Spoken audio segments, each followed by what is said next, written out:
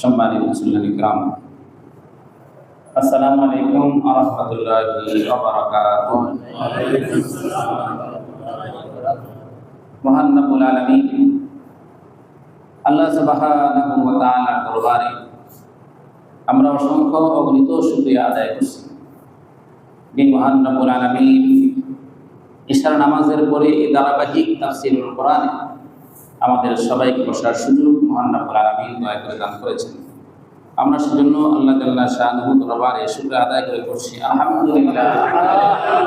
রব্বানা লাকাল হামদ হামদান কাসীরা তাইয়িবান মুবারাকান ফীহি ইয়া রাব্বি লাকাল হামদ কামা ইয়ানবাগি লিজালালি ওয়াজহিক ওয়া আযীমি সুলতানিক। সবাই বলি আমিন। আমরা সূরাতুল আ'লা থেকে আমাদের আলোচনা হচ্ছিল। আজকের আয়াতে কারিমায় মহান রব্বুল আলামিন ইরশাদ করেছেন,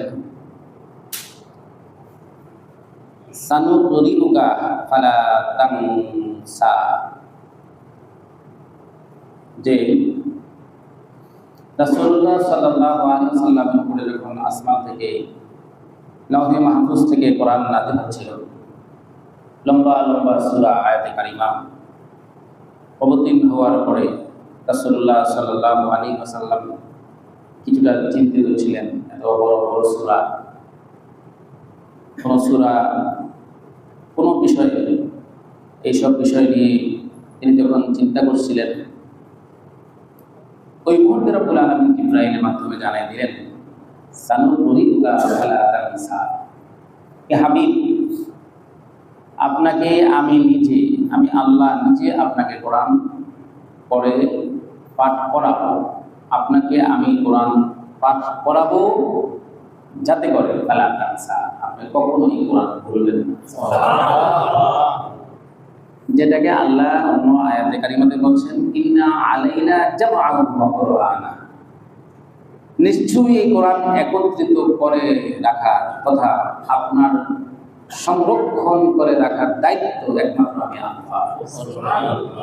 যেহেতু আমি দায়িত্ব নিয়েছি, আপনাকে আমি এই কোরআন কি করবো, পাঠ করাবো যাতে করে আপনি এটা কখনো ভুলে না যান। সুবহানাল্লাহ। সম্মানিত মুসলিম کرام, আসসালামু আলাইকুম ওয়া রাহমাতুল্লাহি ওয়া বারাকাতুহু। মহান রব্বুল আলামিন